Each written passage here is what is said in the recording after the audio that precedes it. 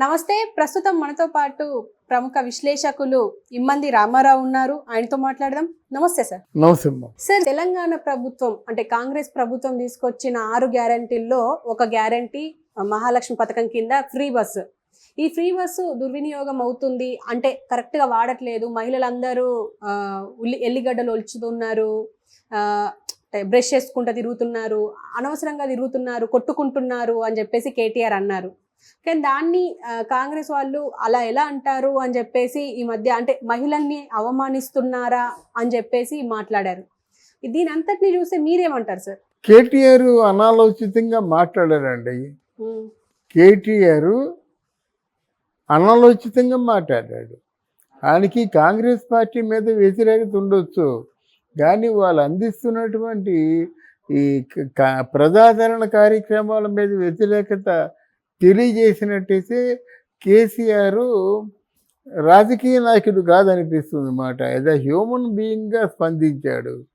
వాళ్ళు ఏం చేస్తున్నారు, మహిళలకు బస్సు అవకాశం అంటే కొత్తలో వస్తుంది 2-3 రోజులు 2-3 నెలలు కొంచెం ఆ ప్రాక్టికల్ ప్రాబ్లం ఉంటుంది ఎవరికైనా సరే. అలవాటు అయిపోతే ఏముంది, కొత్తలో అంటే వాళ్ళు కొంతమంది వస్తారు, ఆ లాస్ట్లో వచ్చిన వాళ్ళు ఏమో బస్సు ఆగలేదని గొడవ పెడతారు. ఆ తర్వాత ముందు వచ్చి కూర్చున్నట్టయితే వాళ్ళ దగ్గరికి వచ్చి ఇంకోటి జరిగమ్మ కూర్చుంటామంటే వాళ్ళు గొడవ పడతారు. లేదు ఇక్కడ సీట్ ఇద్దరికీ అంటే లేదు మన ముగ్గురు సర్దుకొని కూర్చుందాం అంటే గొడవ పడతారు. ఇవన్నీ సహజమే. ఇది అంటే ప్రజా కంటకమైన పనులు కాదు. ప్రజలకు డబ్బులు మిగులుతున్నాయి కదా, బజారు ఖర్చుకు వచ్చేస్తున్నాయి కదా, డబ్బులు మిగులుతడమే కదా ప్రభుత్వ ధ్యేయం.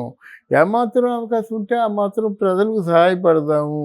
అంటే ముందు ముఖ్యంగా ఏంటంటే ఆంతర్యం ఏంటంటే ఎక్కడ మహిళ గౌరవించబడుతుందో అక్కడ సంక్షేమంగా ఉంటుంది. అక్కడంతా అన్నమాట. మహిళలు గౌరవించే కార్యక్రమంగా అంతిమ లక్ష్యం అదే కదా. మహిళలను మేము గౌరవిస్తున్నాము, మహిళలు ప్రయాణం చేస్తున్నప్పుడు కష్టపడకూడదు. అలాగే కొన్ని వృత్తులు చేసుకునే వాళ్ళమ్మ అక్కడి నుంచి దూరం వచ్చేసి వాళ్ళ ఇంట్లో పనిచేసి మళ్ళీ వెళ్ళిపోతుంటారు అన్నమాట. ఆ పని చేసినందుకు 3,000 4,000 ఇస్తారు. ఆ 4,000లో 1,000 రూపాయలు మహిళలకు పోతున్నాయి కదా, అది ఆలోచించారు కదా. అదే వాళ్ళు మంచి చేసినట్టే చెడ్డ చేసినట్ట. అంటే ఇప్పుడు కేటీఆర్ తప్పు మాట్లాడారు అని అంటున్నారా? తప్పకుండా. అంటే చెప్పింది సమాధానం చెప్పండి. పని వాళ్ళు దూర ప్రాంతాలు వెళ్ళి పనిచేస్తారు. అంటే పని చేయాలంటే ఇటు నుంచో 15 రూపాయలు, అటు నుంచో 15 రూపాయలు, 30 రూపాయలు అవుతాయి. అంటే మొత్తం నెలకు ఎంత అవుతుంది, 4,500 రూపాయలు అవుతుంది. మరి తగ్గినట్టే కదా. ప్రభుత్వం మహిళకు తగ్గించినట్టే కదా పనిచేసే వాళ్ళకి. అలాగే కొంతమంది ఏంటంటే దూరం వెళ్ళిపోయిన తర్వాత వ్యాపారాలు పెట్టుకుంటారు. అక్కడ మంచి మార్కెట్ ఉంటుందనే దృష్టితో దూరం వెళ్ళిపోతారు. రోజంతా కష్టపడితే 500, 600, 1000 వస్తుంది. ఆ 1000 రూపాయలను ఒక 50 రూపాయలు, 100 రూపాయలు పోతే ఏం మిగులుతుంది దానికి? అది ఆలోచించండి. స్కూల్ పిల్లలు ఉంటారు, ఆడపిల్లలే. స్కూల్ పిల్లల కంటే పాసులైనా ఒక 750 ఎంత అవుతుంది కదా రాను పోను. ఆ మొత్తం 1,500 రూపాయలు మిగిలాయంటే వాళ్ళకి ఏదైనా మిగిలినట్టే కదా. వాళ్ళకు భరోసా ఉంటుంది, ఈ బస్సు పోయినట్టు ఇంకో బస్సు అయినా వస్తుంది, సురక్షితంగా మన ఇళ్ళకు చేరుస్తుందని. అది తప్పారంటే మీరే చెప్పండి. అందువల్ల కేటీఆర్ మాట్లాడిన మాటలు ముమ్మాటికి తప్పు అని ఫ్రస్ట్రేషన్లో మాట్లాడుతున్నాడు, కానీ అది కరెక్ట్ కాదు. ప్రభుత్వం అందించేటువంటి ఏ పథకాలు కూడా ప్రజలకి మంచివైతే ప్రజలకి మంచి చేకూరిస్తే డెఫినెట్గా ఏ పార్టీలో మనం ఉన్నా ఆహ్వానించాలి. కానీ అంటే మహిళల గౌరవంకి దెబ్బతినే పని మేము ఏం చెయ్యము అని చెప్పేసి కాంగ్రెస్ అంటుంది. కానీ ఒక పక్క అంటే బస్సుల విషయంలోనే చూస్తే అసలు ఆడవాళ్ళని చూస్తేనే బస్సులు ఆపని పరిస్థితి, అసలు ఆపట్లేదు. ఒకవేళ ఎక్కినా కూడా మీకు ఫ్రీయే కదా అని చెప్పేసి అంటే చులకన భావంతో బిహేవ్ చేస్తున్నారు కండక్టర్లు, డ్రైవర్లు. ఈవెన్ ఇదంతా ఒక పక్కన పెడితే ఇంకో పక్క మగవాళ్ళకి టికెట్లు రేట్లు పెంచారు అని చెప్పేసి ఒకటి వినిపిస్తుంది. ఇదంతా అంటే దేనికోసం సార్? అంటే ఈ రెండు క్లబ్ చేసి అడగొద్దు. ఇప్పుడు ఆడవాళ్ళ బస్సుల్లో వీళ్ళందరూ ఒక అలవాటు అయినంత వరకు కొన్ని ప్రాక్టికల్ ఇబ్బందులు తప్పు అని చెప్పాను నేను. అంటే వీళ్ళు ఏం చేయాలంటే ఎంప్లాయ్మెంట్ క్రియేట్ చేసినా ఏదైనా అనుకోండి మీరు, కండక్టర్ మహిళ ఉండి డ్రైవర్ కూడా మహిళగా ఉంటే ఆ బస్సులకు ఒక ప్రత్యేకత ఉంటుంది.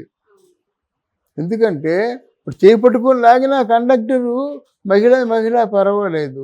ఆ పనే పురుషుడు చేసినట్టయితే వాడి కళ్ళు మిన్ను కానకుండా ఇలా చేస్తున్నాడు, ఇంకెందుకు ఈ బస్సులు ఎక్కడం వద్దు, వాళ్ళు రేపు చేస్తున్నారని వీళ్ళు పుకారు పుట్టిస్తారు. అది కాకుండా వాళ్ళు సామరస్యంగా పరిష్కరించుకోవాలి. మగవాళ్ళకి రేటు ఎందుకు పెంచేస్తాడు, అది కరెక్ట్ కాదు. అది సెపరేట్ ఇష్యూ. మగవాళ్ళకి రేటు పెంచితే ఎలాగవుతుంది? నువ్వు అదేనమ్మా, టికెట్ రేటు పెంచుతారమ్మా, కరెంట్ రేట్లు టికెట్ రేట్లు పెంచుతుంటారు.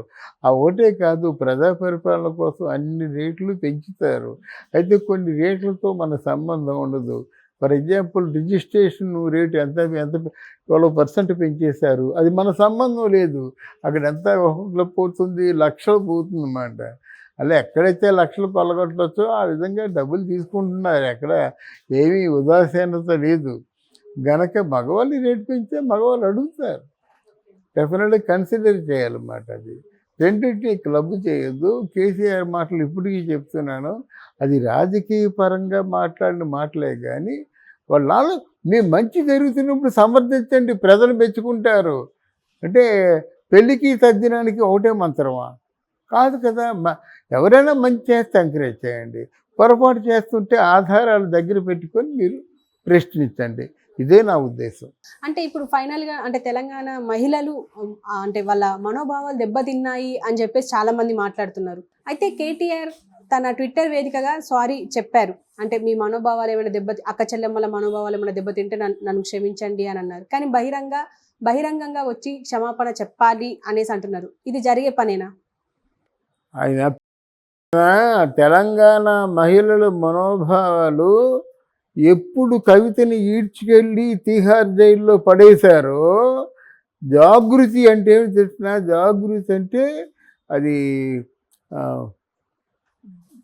ఒక ప్రోగ్రెసివ్